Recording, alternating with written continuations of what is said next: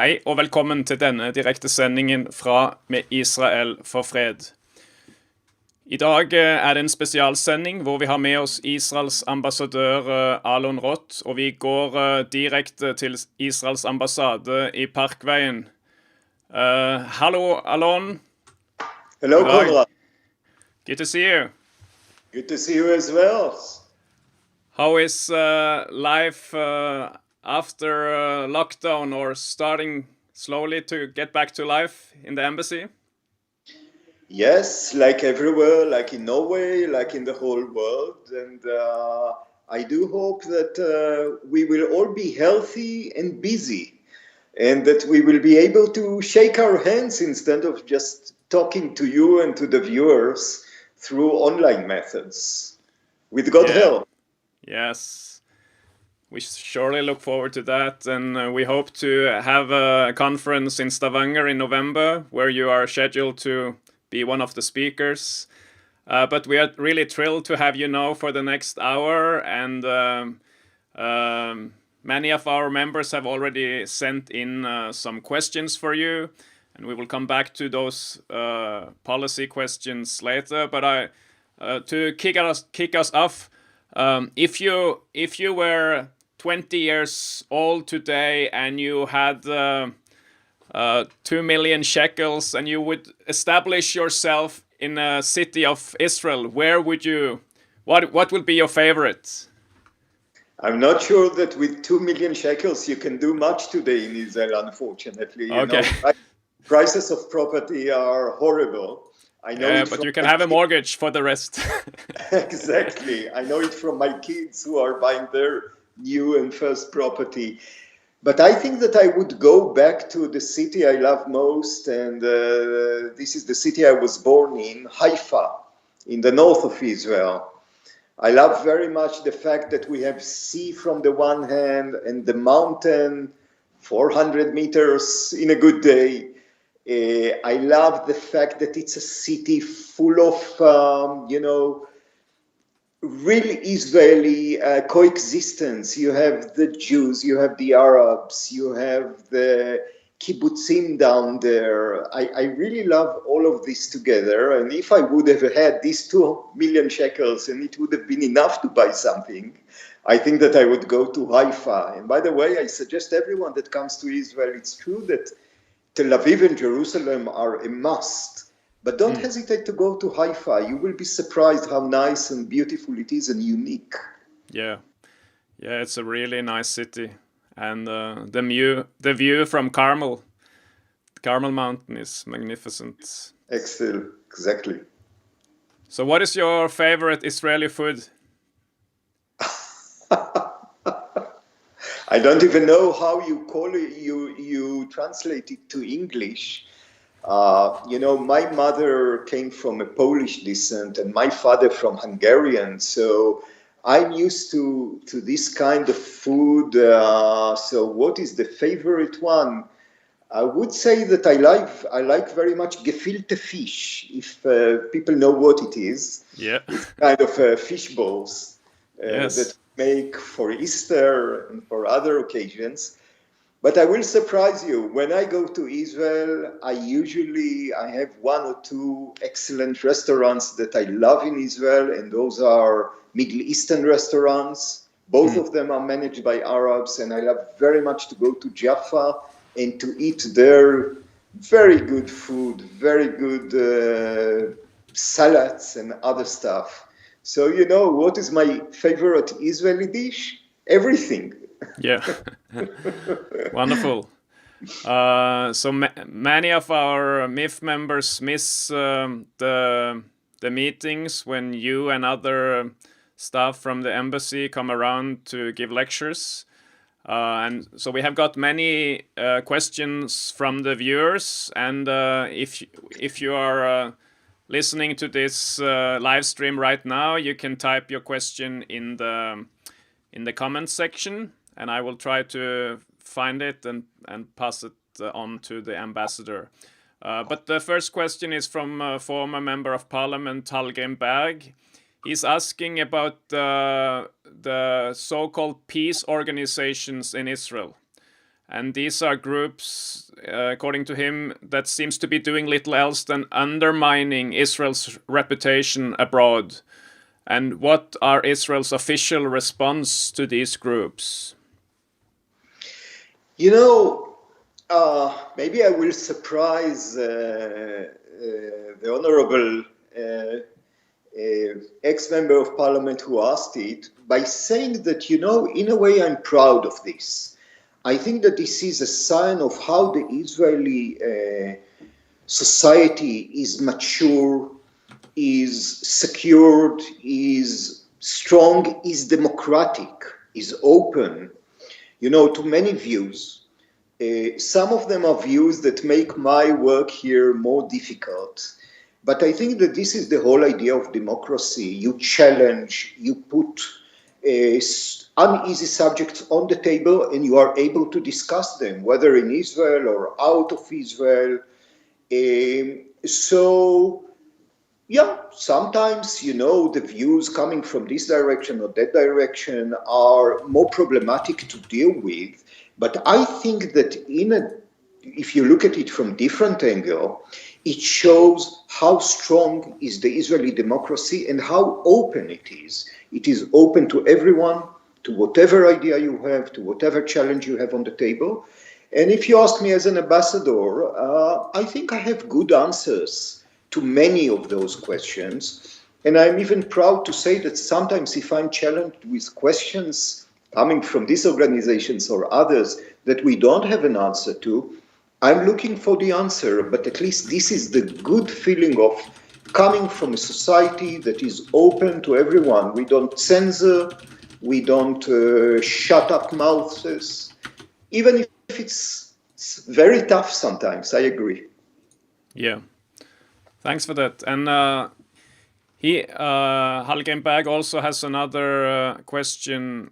He's saying, Israel's good arguments of achievements are often connected to high-tech, science, physics, etc. And Halgenberg's daughter asked him, why doesn't Israel emphasize culture more? For instance, the phenomenal revival of a national language, its rich literature and musical achievements by Jews from Israel and worldwide. Please, I hope that his daughter is looking at us now. So if I can approach her directly, you are more than right.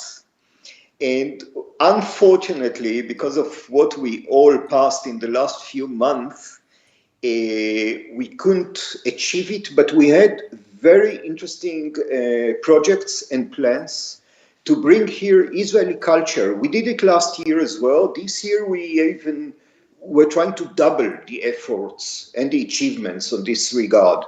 We wanted to bring Israeli music here, and we already had Israeli musicians that were invited by local festivals and local clubs in order to appear there, some of them in jazz music and some of them in other kinds of music, and singers in different styles, etc.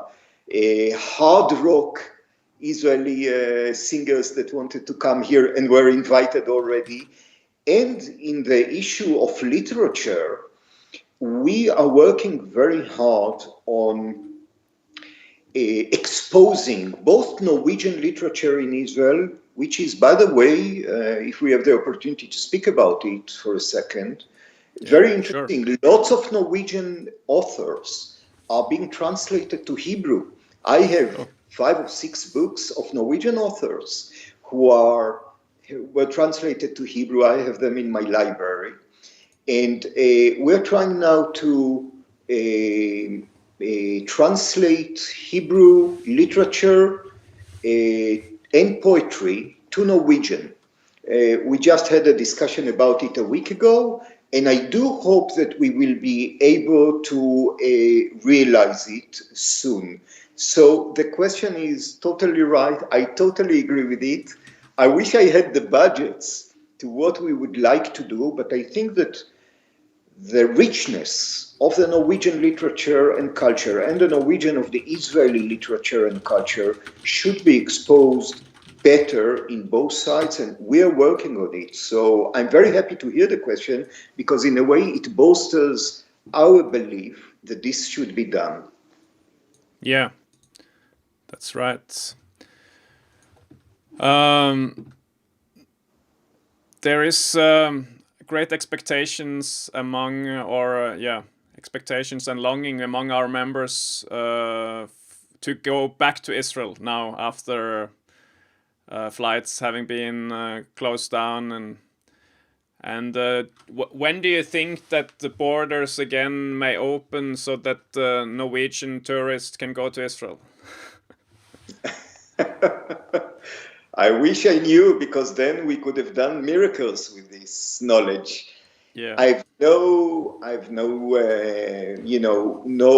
extra knowledge beyond what we all know, that borders are being opened very, very slowly. And unfortunately, it seems that this is the way it's going to happen, at least in the next few months. I see how cautious is Norway in opening internally and, of course, externally borders. Israel is the same, even though in Israel we opened internally quite significantly lately in the last few days, including today. But I am afraid that borders and flights, this will take much time. And I have no clue on what will be the future. I would just like to say how much and how happy I am right now, and when I meet MIF members and others that are telling me, we went to Israel and we saw Israel and we were amazed. Most of the things we knew about it were not correct, and many things that exist in Israel we didn't even know about. So I just have one request: whenever the borders are opening, I have no idea when, as I said, please go to Israel and take your neighbors, take your friends, take your family, show them Israel through your own eyes and your own experiences. And I think it's very important, as I meet you here when I'm coming to your communities everywhere in Norway, from north and south and east and west, please take them to Israel and show them Israel from every possible angle. Yeah. Do you think that since Israel managed to deal with the outbreak in a very good and convincing way, that this will give foreigners more trust to use Israel as a tourist destination, like in comparison to Spain and Italy, for example? Might be. Yeah. I'm afraid that until the whole idea of, being closed, whether in special locations like hotels or in your own home, for 14 days or 10 days when you arrive to a certain country, then I don't know when we will be really able to do it. But I do think that, and again, I don't want to tell people don't go to these countries, but come to Israel. I'm just saying, add Israel to your list of travels. If you go to Spain, that's fine. And if you go to Greece to see the beautiful islands, that's fine.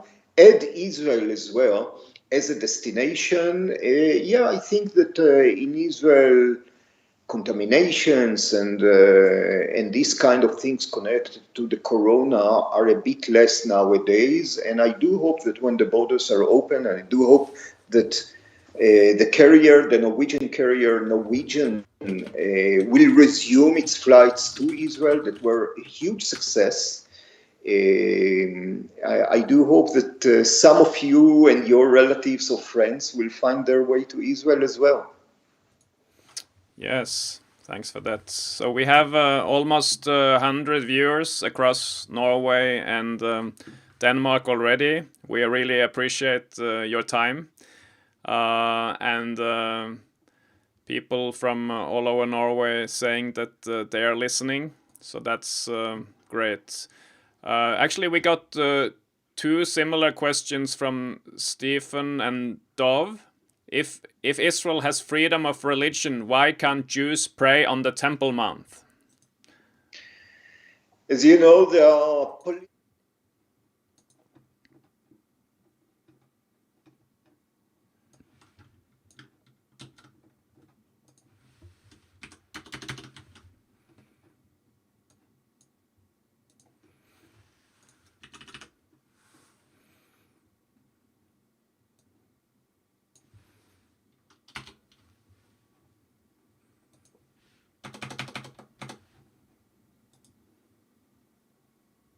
I think that, again, when you compare Israel, not just democracy-wise, but openness and freedom of religion, when you compare it to many other countries, unfortunately in our region and elsewhere, but mainly in our region, I am proud to say that we are a shining star in this. I don't want to be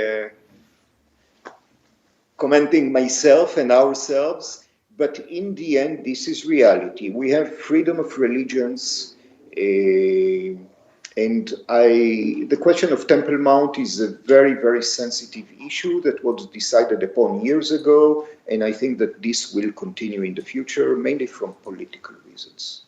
Yeah. Thanks for the answer.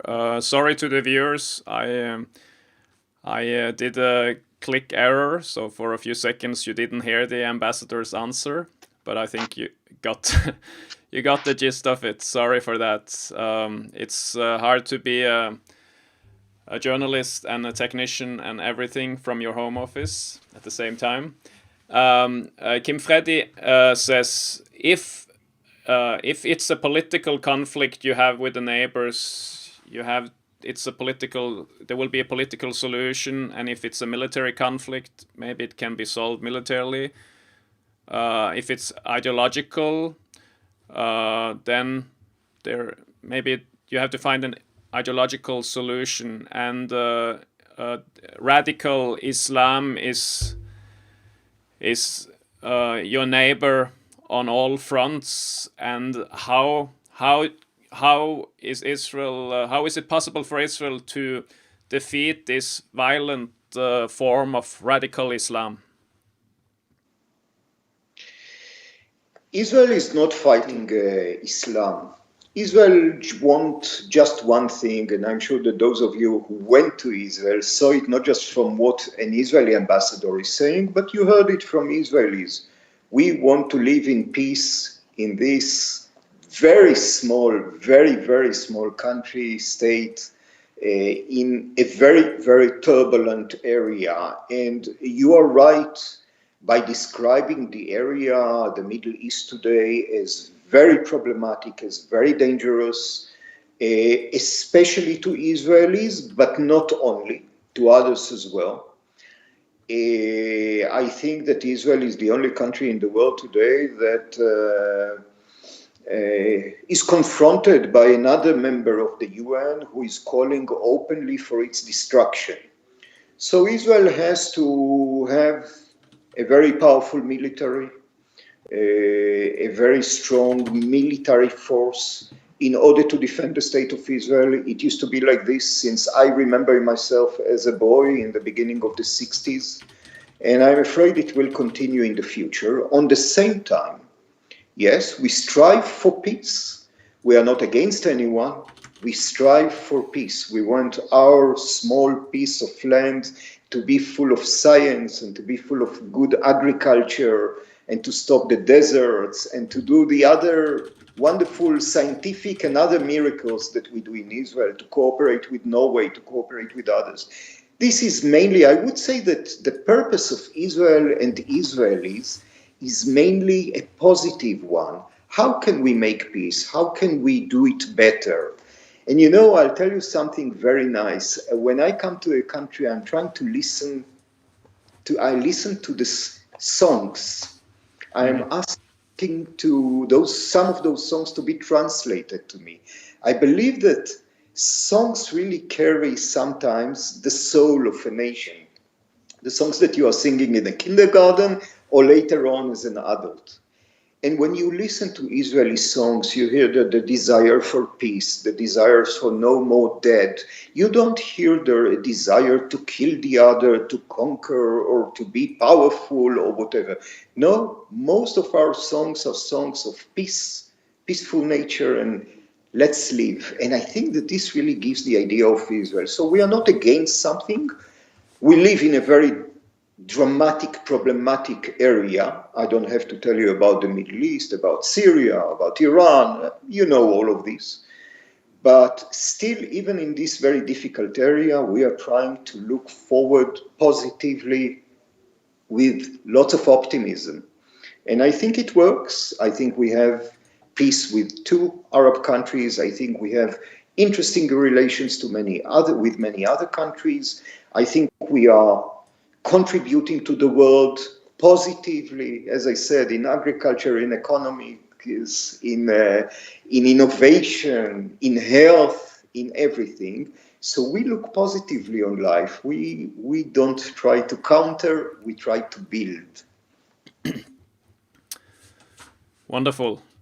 We have a question from our leader in northern Trøndelag, Jarle Medio. He is asking about this subterranean not tunnel, but the wall that you started to build along the Gaza border a couple of years ago.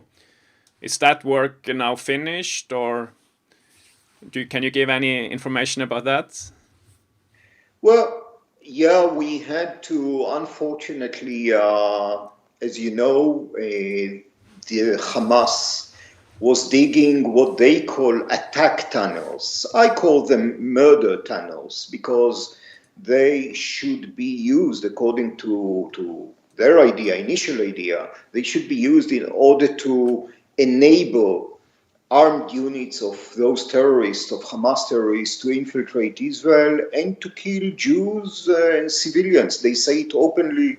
You can read it, just Google it and you will find it. There are declarations about it. So we had to build this kind of under soil wall, as you called it. Whether it's ended or not, I really don't know. But I know that unfortunately, we have to create walls around Israel. It is in a way connected to the previous question. Sometimes the wall, by the way, are not under or inside something. Sometimes the walls are airborne walls, like those missiles against missiles that we have mainly in Gaza, the Gaza area, that are saving lots of life, both in Israel and elsewhere. And yes, Israel still has to defend itself and to build this kind of walls, and this is a defensive issue. It's not an offensive one. And I think that it works very well because, as we can see, there are no attack tunnels and there are no attacks in this under-terrain kind of way in the last few years, both in the south and in the north of Israel. Thanks. Linda, one of our viewers, says she really liked what you said about the songs in a culture. And she says the Israeli songs are so nice and friendly. And she sends you many hearts emojis and Israeli flags. Sven Endre also has a very positive question. How can we show Israelis that we stand with them? I think it's very easy. It's very easy. As I say, come to Israel and bring with you your relatives, your friends, those who don't know Israel, those who hear too many other views. Some of them are not very factual and some of them are not really truthful one, are not connected to reality. Bring them to Israel to see with their own eyes, to interact with their own voice and ears and hands, to see what we created in Israel, to go to the south, to see how the desert in some areas bloom because of what we do, to see cooperation, to pass in an Arab city and to see how Israeli and Arab workers are working together and how we create this kind of coexistence together, to come to my city, Haifa, and to see how we eat in each other restaurants and we cooperate together, to see the youngster of Israel, the youngsters, to go to an Israeli concert or an opera or whatever. This is the best way. Bring them to Israel, show Israel that Norwegians are walking in the streets of Jerusalem and Tel Aviv and Haifa and Beersheba and Eilat, that there is a connection between the peoples and not just, ambassador who is speaking and me who is doing excellent, wonderful job. But that there is a real connection between generations, especially the youngsters. I think this is very, very important. We are trying to bring innovation and to have cooperation in many fields that are scientific ones. Please do the societal, the people-to-people connection. This is a contribution that I cannot do, you can do, and it is a blessing for both Israel and Norway. Thanks.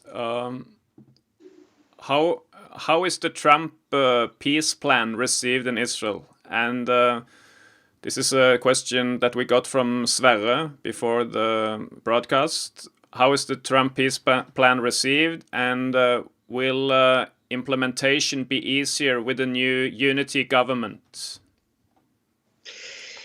We are unfortunately not blessed with too many peace plans that are endorsed by the other side. So the Trump plan is the plan that is on the table. The Trump plan is the plan that Israel said it's a good beginning. The Trump plan is a plan to which the other side unfortunately said again, no, it's not even a beginning, it's not even something we can discuss or negotiate upon, etc. So I think beyond the Trump plan itself, we should see what is happening in the Middle East. In order to have a solution, in order to have peace, we need two partners, at least two partners. Sometimes there are more than two sides to this coin. And unfortunately, the same game and the same story happens time and again. Israel says almost always, okay, let's sit down, let's discuss, let's see where we can reach, what we can do together in order to reach this peace that we sing in songs about. And unfortunately, the other side is very stubborn in his approach, and always the same approach of, we are not going to do it, we will negotiate only on our terms, etc., which is not the way that you do business and you do peace plans. I think that, again, when we had a very good interlocutor, once he came from Egypt, once he came from Jordan, we achieved peace. There was a desire, there was a kind of a direction towards peace. There was an acceptance that whatever peace plan is on the table, let's sit together, both of us, talk and go for it. And it happened, and it works. Even though there are so many problems, etc., still it works, and we have peace. So I think that it's not just the Trump plan, which I'm not going to relate to too much, because, as I said, it's on the table, it's something that is beyond us. But the fact is that there is always a side that is called Israel that is saying, yes, let's go towards peace, let's negotiate direct negotiations and achieve something. And there is the other side who is saying usually no. Until this changes, I'm afraid we are still there in a very bad, with very bad prospects. Yeah, we just got a comment from Iceland. You're also the Israeli ambassador to Iceland. Yes, I am. So Anna from Iceland says, I stand wholeheartedly with Israel. So hello, Anna and everyone. Please join MIF as a member in Iceland if you aren't a member already. We have got many questions here. Linda says, to come to Israel made a great difference in my life. So that's wonderful. René asked if you could maybe say something how Israelis are helping other countries with their knowledge. That's a wonderful question. Thank you very much for the question, for all the questions, really, the difficult ones and the less difficult ones. But I'll tell you why I love this question specifically, because it touches my heart. You know, I'm in the foreign ministry for more than 30 years already, but I began my career, my first assignment was in Africa, in West Africa, in Cameroon. I served there for 3 years as a very young diplomat in the beginning of the 90s, many years ago. And I still remember the wonderful work that we were able to do there, the wonderful work with real tangible outcomes for people in villages. And I'll give you an example of what we know to do, and I did it in my own embassy in Cameroon. For example, desertification, this horrible phenomenon in which the desert is coming south, Sahara Desert in this example, and is wiping out forests and arable areas and, you know, fields that used to bloom are sandy, etc. And we did wonderful work there with some Israeli knowledge on how to stop desert, with trees, with agriculture, with some water, with some dams, with this and that. I will not exhaust you with the details, but the fact that we could have saved 5 or 6 villages in a certain area in northern Cameroon, and I saw it with my own eyes, I was there, is something that really shows, I think, how Israel cooperate outside of the borders. And this is just a tiny, small example of what we do in the areas where we excel. We cannot compete with Norway in the areas of oil and gas and, you know, automation of oil and gas, etc. There you are the kings of the world. But we know a bit about the other stuff. And there we work a lot with the third world and with other countries that are not just the third world. And as I said, it touches my heart because it reminds me wonderful days at the time. And yes, Israeli diplomats and Israeli farmers and Israeli companies are working together in these realms. And I have a small dream. He had a big dream. I have only a small dream.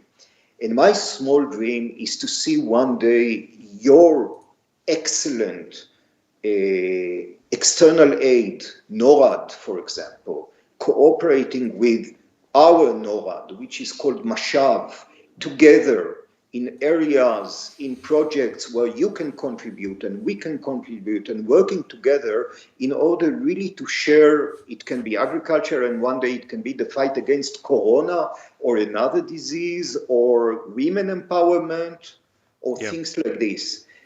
I'll be very, very happy that this dream, small dream, might be realized one of these days, and we're working on it. Yes, that would be wonderful. Excuse me for a few seconds. I will talk to the viewers in Norwegian. Dere ser altså på en direktesending fra Med Israel for fred. Vi er inne med live intervju fra Israels ambassade, hvor vi har med oss Israels ambassadør Alon Roth. Seerne har sendt inn mange spørsmål på forhånd, også spørsmål underveis, og det er fortsatt tid til å stille flere spørsmål. Så hjertelig velkommen til det, og skriv gjerne i kommentarfeltet hvor du sitter og ser på, sånn at vi får et inntrykk at vi har med oss flest mulig.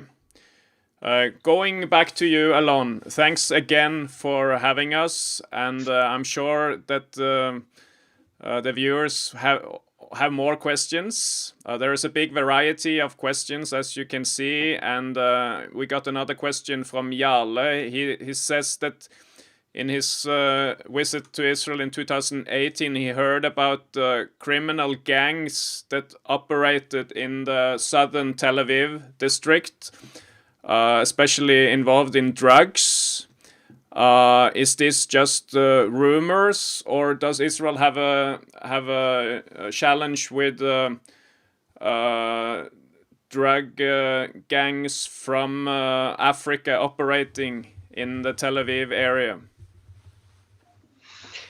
I don't know about specific problem that is related to this question, but yeah, unfortunately, like every country in the world, we are not just all, honest people, etc. In Israel, there is crime as well. And yes, there is crime related to drugs as well. It is insignificant as far as I know. We don't have a terrible drug problem in Israel.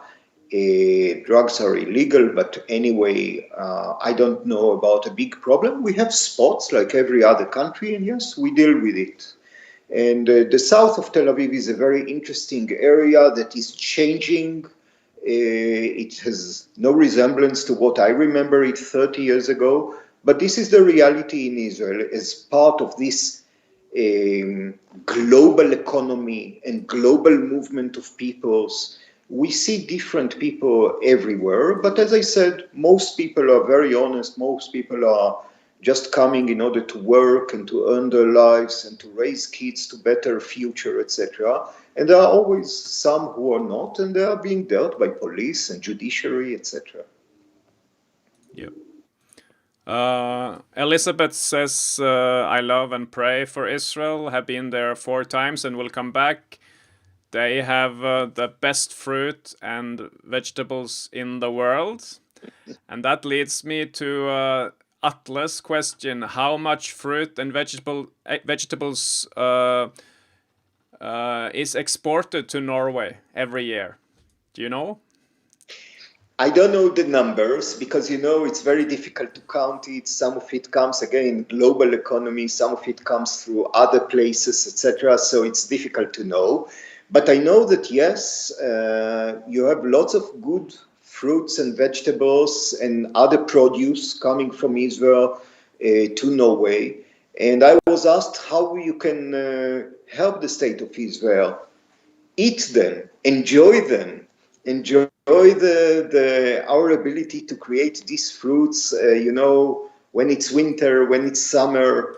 And by the way, many of these produce, agricultural produce, are coming from areas in which you have collaboration between Israelis and Palestinians. I know because I served in one of the embassies. I know about cooperation in olive oil between Israelis and Palestinians and Israeli Arabs mainly, etc. Do it, please buy, in contrast to what other people are saying, let's boycott it. I would say buy it, enjoy it, and believe me, you contribute to real coexistence in Israel, not like being asserted by other people, unfortunately. You help cooperation and coexistence by buying these Israeli fruits, vegetables, and nowadays wine as well. Very good wine, and you are more than invited to try Israeli wine, which is much better than what you remember from 30 years ago. Yeah, and in fact, there is a great increase in Israeli wine in the Norwegian Vinmonopolet. Exactly. So that's big development last couple of years. From fruit and vegetables and wine to water. Søren says he has a personal assistant from Senegal who wants to buy the Israeli system for water irrigation. And he asked what is the contact information in Israel. So maybe if Søren contacts the embassy, you can help him out.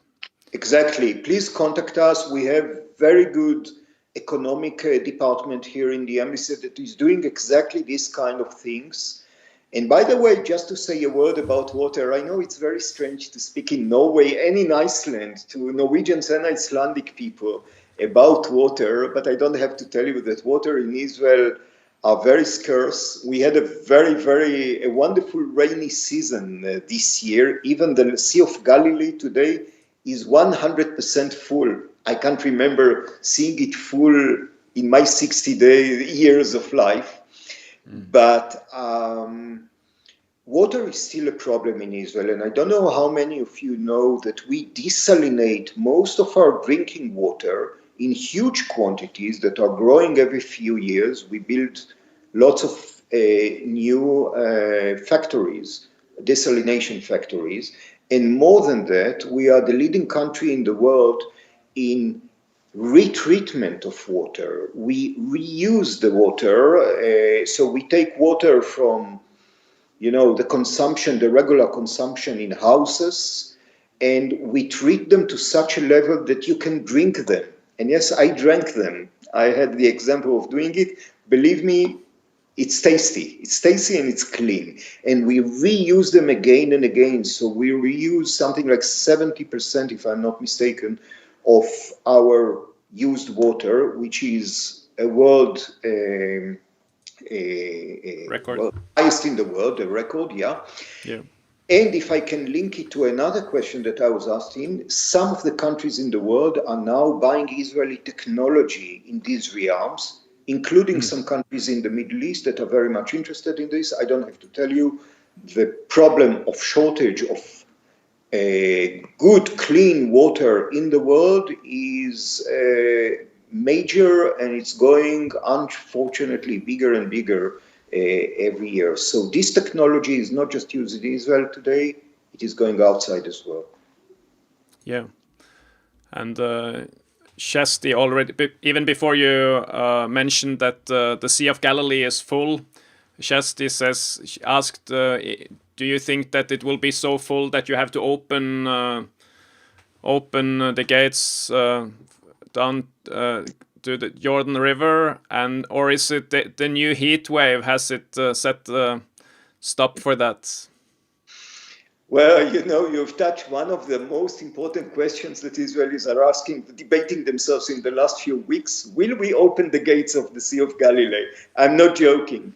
You will see it in the newspapers. But no, as far as I know, they are not going to open the gates. What we do is something different, and again, very strange, I guess, to a Norwegian and Icelandic audience. We pump today water out of the Sea of Galilee, which is full and is going up and up, and we pour them into the underground reservoirs that we have, the aquifers, that unfortunately are quite in a sad situation after so many years of pumping from them. So we now put water from the Sea of Galilee inside these aquifers, which is a very unusual thing, and this enables us not to open the dam in the entry from the Sea of Galilee to the Jordan River. But just to let people know, we do let a certain amount of water to flow from the Sea of Galilee to the Jordan River. First of all, because I don't have to tell you how much the Jordan River is important for us, and I guess to many of you. But beyond that, there are lots of animals and lots of vegetation on the route from the Sea of Galilee to the Dead Sea, and we enable it to flourish and to live. And this is why the dam is usually closed, but even when it's closed, there is a flow of water outside. Okay. There is an issue that several viewers have raised, and it's also of great concern to us in MIF, that your neighbors in the Palestinian Authority school system, we see that the youngsters are taught jihad. They are taught that it is an honor to give your life as a shaheed, while killing Jews or Israelis. And what is your, Merete says, how can we as Norwegian fight this, or how can we participate, contribute to make a stop to this shameful practice, which is nowadays really paid for by our tax money? Yeah, I think that it's a very important issue. It's the issue of incitement. It's much bigger even than just the issue of the textbooks. I spoke a bit about peace. Of course, for peace you need interlocutor, but in order to have interlocutor, and especially to have the young generation as interlocutor in the future, incitement should be wiped away. And incitement is in the school books, in the school textbooks, and incitement in the press, and incitement is unfortunately in many other fields. And as long as we have incitement, the people-to-people connection is very difficult to build. What can be done? Countries should make sure that whenever they approach the Palestinians, they put this question on the table, regardless of other issues.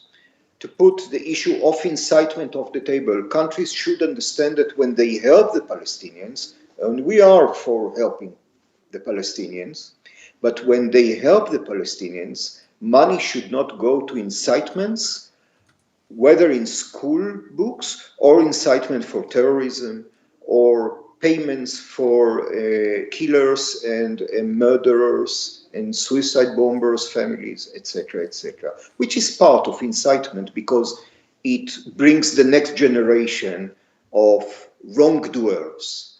So if you ask me, countries in the world and peoples in the world and citizens, worried that there is no peace and there is incitement that makes sure that peace will not happen, should make sure that the society, the governments, their money, their NGOs are fighting incitements and are not enabling incitement, whether in school books or in other places, to flourish the way it is unfortunately flourishing in the Palestinian Authority, time and again, even in times of Corona. Yeah. How could you know that my next question was about Corona? Sarah Maria says, how is Israel dealing with the Corona outbreak? To what extent is Israeli research contributing to the global cooperation on finding a vaccine? Well, we are trying, as you know, I'm sure you know, there are around 200 research institutions in the world that are working on vaccine or other drugs that should help the corona, those who are already sick with corona, to survive. So there are few Israeli companies and research institutions that are doing very, very interesting work on it.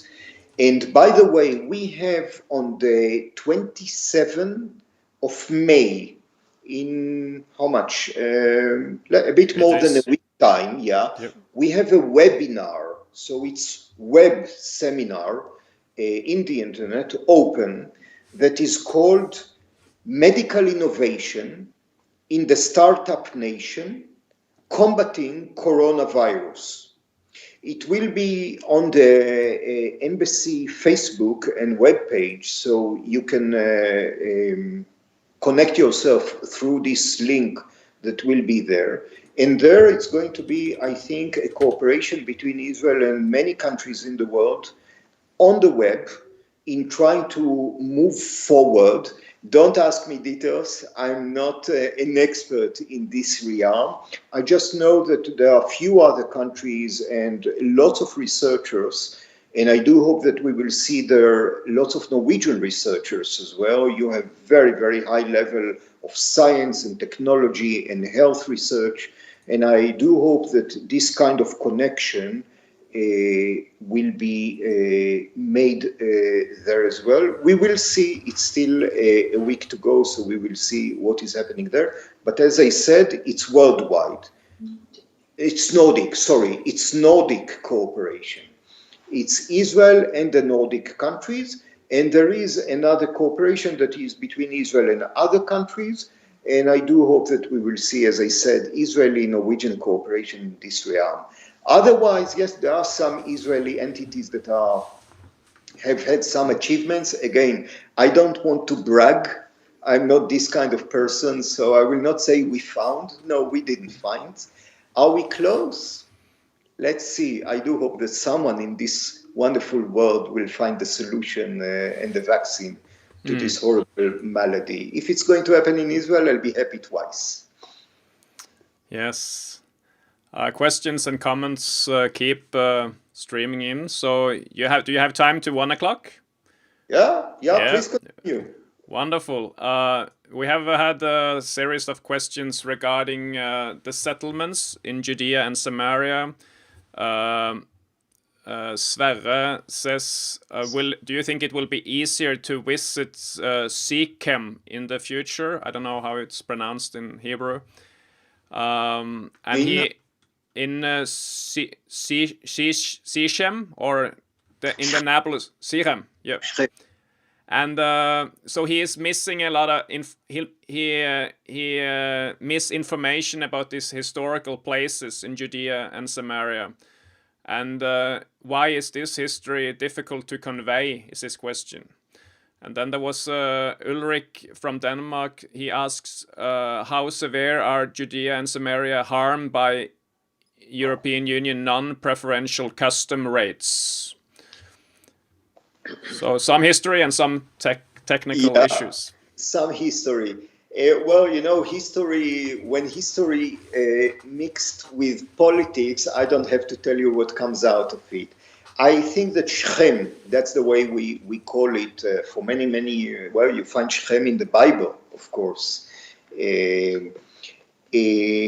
Shechem is now a city within the Palestinian areas. And you asked me a question that unfortunately I'm unable to answer when it will be possible and how to reach it. But the historical parts of Judea and Samaria, you know, there are areas you can visit. There are some few cities, interesting cities that can be visited there. So I don't see any problem in doing it. And if there is a specific area that you want to visit and you want to know from us whether it's reachable or not, please don't hesitate to contact us. We will do our utmost to get the most recent information concerning it. The second question, I'm sorry, I am not sure. Regarding European Union non-preferential custom rates. Yes. You know, again, excuse me for taking a question and enlarging it, but I have 1 hour to talk to you with so many questions, so permit me to use it in order to enlarge it. The big question is, do we want to see Israeli-Palestinian collaboration, Israeli-Palestinian coexistence, Israeli-Palestinian way of collaborating together in the territories, in the borders between the territories and Israel, in the industrial areas that we have? The question is whether we want this or whether we want to send each one to his own place, each one to his own economy, to his own agriculture, and then say, and now make peace. If you ask me, humbly, I will say that the best way to achieve peace is to have more cooperation, to have more coexistence. And what is more coexistence than working in the same workplace, in the same factory, on the same field, in the same water treatment place? So, you know, to build it takes lots of time. To build trust, it takes even more time. And I think that this is the places where you build trust. So when people are not giving, or countries or entities are not giving preferential status, when people say to Israelis and Palestinians, no, because of ideology, you will be separated, you are not going to cooperate together, do we achieve more trust because of this? Do we get closer to a peaceful resolution of the conflict? Humbly, I will say I don't think so. And this is my answer. I think that the more we will have other countries advocating, helping, sustaining, sometimes financing this kind of Israeli-Arab, Israeli-Palestinian cooperation, workplaces together, the more the products and the produce of these places will be bought by external countries, the more we will have a chance for a real deep peace in the future, and not just peace of, agreements, but a peace between the peoples, because they wake up in the morning and they go to the same workplace together, and they know that their product will be bought by a European country or Latin American country or Asian country. I don't care by whom. I think that this is the essence of creating peace between the peoples, and not excluding and tell them each one to your own place. Yeah. And I guess this is partly an answer to Atle's question regarding, he says, what is your strategy against the BDS movement? I guess it's this cooperation you were just talking about. Yeah, permit me to add just two phrases for this, short phrases to this. The BDS movement is coming to break, to make sure that something doesn't happen. They have only negative terms. Let's stop, let's boycott, let's not do this. And we come with a different point of view. We come with the point of view of let's build connection, let's build trust, let's build this, we do many mistakes, there is no doubt, but at least we are trying to go to the positive side. The BDS movement is coming from a negative side with a negative language, with negative terms. And again, this is the most striking difference, and this is what I think of them. They come to break and to destroy. We come to build and to try. Yeah. I will let Stefan have the last question. Going back to away from politics to cost of living in Israel. Cost of living is very high compared to salaries, especially food. What is being done to reduce prices? We have a new government in Israel. I hope, as I'm speaking now as an Israeli citizen, I don't know if it's possible for me as an ambassador to speak as a private citizen, but yeah, Israel is an expensive country, but I think that you get something good for the high price. And in the end, look on the Israeli shekel, look how strong it is, look on the investments in Israel, look on the high tech, on the innovation. People are creating very interesting things, and they get paid highly for that. And that takes prices up. This is economics to everyone. We all studied it, whether in the academia or when we went to the supermarket. So this is the fact of life. But again, I don't think that we are more expensive compared to many other countries. I think that Norway is expensive as well. When I go, I buy my things in the supermarket, sometimes myself. And yes. I'm surprised sometimes. But yes, Israel is an expensive country, but this is the phenomenon in a country that is rich and a country that gets lots of investments from all around the world. Sure. Ambassador, thanks a lot for setting aside this full hour to answering the questions of MIF viewers. It was really nice to have you. Can I say thank you, Conrad, as well, for giving me this opportunity. I don't see the people I'm speaking with, but I feel you.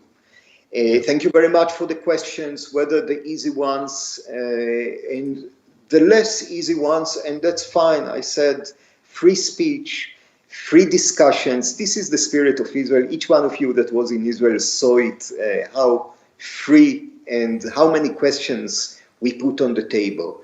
And thank you very much for the help. As I said, the help that we get every time from many people of you. Thank you very much for the messages you sent to the embassies. Thank you for the ideas you give for better Israeli-Norwegian cooperation. And the Independence Day, your Independence Day just happened 2 days ago. And the Icelandic Independence Day is soon to come. So permit me to congratulate you for these 2 beautiful days. Last year I had the chance even to be in Reykjavik for this occasion. And of course, last year I saw those beautiful kids' schools that you have in the streets of Oslo, and the beautiful dresses and other kind of outfits that you have. I enjoy so much your happiness and this beautiful country that you have here. And thank you very much for giving me the chance to interact with you, whether through the country or whether through this conversation. Thank you. Thanks a lot. And the next event, online event from MIF is already tomorrow at 6 o'clock. We will have former member of Knesset Einat Wilf and Adi Schwartz. They published a book called The War of Return, and MIF is now proud to publish it in Norwegian translation. The book will be ready from the print next week. So that will be good. So if you want to join us tomorrow, you're welcome. I will. And then we will get the answer to. There was a question how Israel looks on refugees in general and Palestinian refugees, and I think the Zoom meeting tomorrow will give a comprehensive answer to that question. So again, Alon, thanks a lot. I'm closing down our Skype conversation now. I will say a few more words in Norwegian to our viewers. Bye-bye. Thank you very much. Please write your comments, your thanks to the ambassador in the comments section. Bye-bye. Much. Hjertelig takk til alle dere som har fulgt denne sendingen med ambassadør Alon Roth. Det er ikke ofte vi har gjort sånne live-intervjuer ennå, og beklager den tekniske krøllet som vi hadde et lite øyeblikk, der lyden til ambassadøren falt ut, og dere bare så meg som satt og jobbet for å finne frem spørsmål. Men hjertelig takk til alle dere som sendte inn spørsmål. Det var veldig fint. Det var en stor variasjon i spørsmålene. Så til sammen så fikk vi kommet inn om mange interessante temaer. Jeg trengte knapt å komme med et eneste spørsmål fra egen hjerne. Så altså, neste MIF online arrangement er allerede i morgen, onsdag klokken 6 til 7. Møtet pågår via Zoom, så du kan gå inn på mif.no og finne lenken. Det vil være en artikkel helt imot toppen av siden, der du da kan gå inn og finne lenken inn i Zoom-møtet. Og der vil det bli en presentasjon av tidligere Knesset-medlem Einat Wilf og journalist Adi Schwartz, som har skrevet den nye MIF-boken «Krigen for å vende tilbake». Jeg håper flest mulig får med seg det møtet. Det er bare å sende invitasjonen videre til venner og familie. Så da håper jeg vi ses. Så ønsker jeg dere alle en fantastisk dag. Og hvis du har fulgt dette og ennå ikke er blitt medlem av MIF, så vil jeg vise dere nå en film som viser litt av MIF sin vekst de siste mange årene. Vær så god.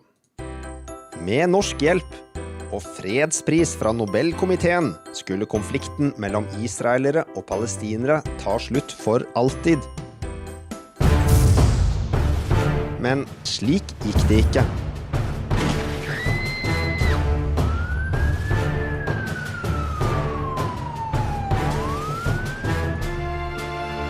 Den norske eliten svarte med å gjøre Israel ensidig til syndebukk. Men heldigvis har ikke alle latt seg lure av ensidig propaganda. Fra fredsprosessen gikk i stampe på begynnelsen av 2000-tallet, har organisasjonen Med Israel for fred, MIF, satt nye medlemsrekorder år etter år. Stadig flere ser at det islamistenes jihad og de palestinske nasjonalistenes jødehat som hindrer fred. Palestinerne nærmere enn noen gang å få sin egen stat. Men de kan bare få den dersom de aksepterer å være naboer til en jødisk stat. Det avviser palestinerne fullstendig. De krever selv arabisk stat nummer 22 og muslimsk stat nummer 57, men verdens eneste jødiske stat må bort. For et hykleri! Israel ikke feilen i Midtøsten. Israel blant de få ting som riktig i dette området. Nå står 10 000 norske Israel-venner sammen under mottoet Med Israel for fred. Bli medlem av MIF du også. Velg ditt kodeord og send inn SMS til 2160 nå for å bli medlem.